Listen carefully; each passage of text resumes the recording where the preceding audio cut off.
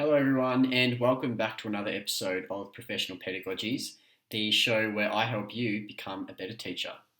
Today, we're going to be unpacking a recent mentoring experience that I had as part of my outdoor education professional development, and we're going to talk about how this has changed me as a leader and how it has made me think differently about various educational policies. So, we've got a few questions that have come in from our listeners. First off, Dave from Vancouver, Canada, writes in, what professional development did you undertake and what was your purpose in doing so?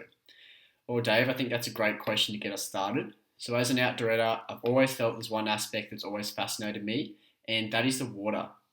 So I've always been drawn to the water from a young age, and I'm sure the majority of Australians in coastal regions would feel the same way.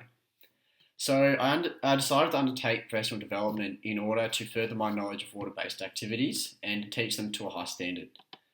So, as you may already know, I work at a school camp on the Mornington Peninsula, but until recently I've only been placed on land-based activities.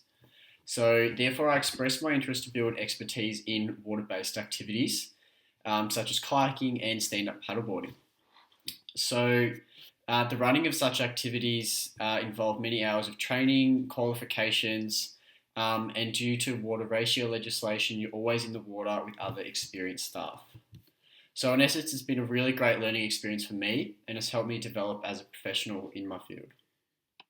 So Mike from Sunshine Coast writes in, and Mike wants to know, what networks did you utilise as part of your professional learning? So Mike, starting from the top down, we have our larger educational bodies such as VCAR and ATL. So starting with VCAR, whilst years 7 to 10 outdoor education doesn't have a bound place in the Victorian curriculum, it is tied to a lot of other subject strands from the HP curriculum. So for example, personal, social and community health and movement and physical activity. We also have ATSL's APSTs. So in particular, we're looking at Standard 6 and 7.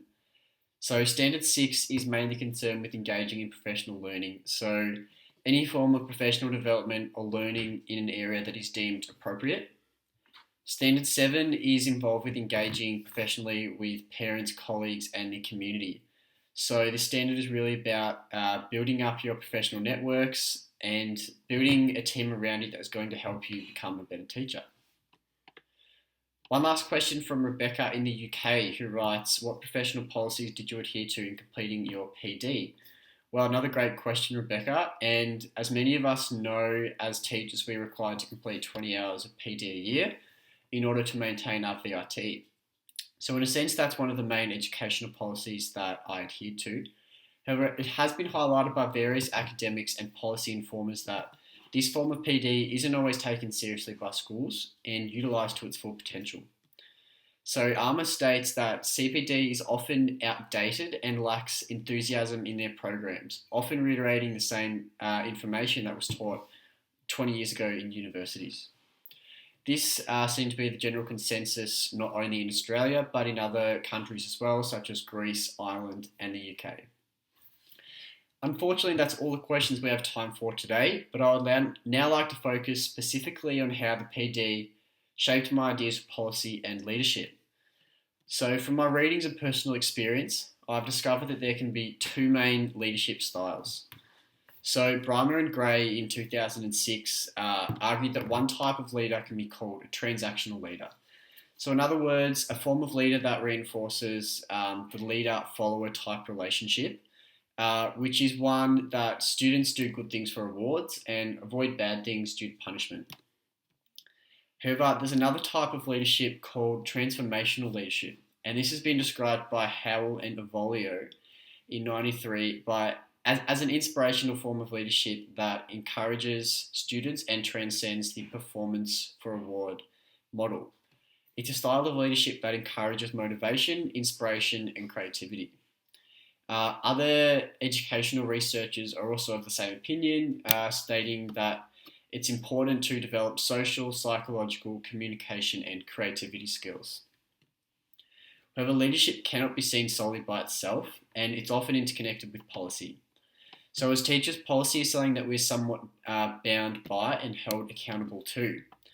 So, Baldy's colleagues highlight the importance of teachers to become policy leaders within their school and challenge old and outdated policies. So, Shields in 2014 echoes this opinion, stating that with the growing amount of difference within schools, from socioeconomic, cultural, and religious orientations, uh, we must have the courage to stand up and challenge outdated policies from our school and various institutions. So, bringing all these points together, what does this mean for me as an outdoor educator?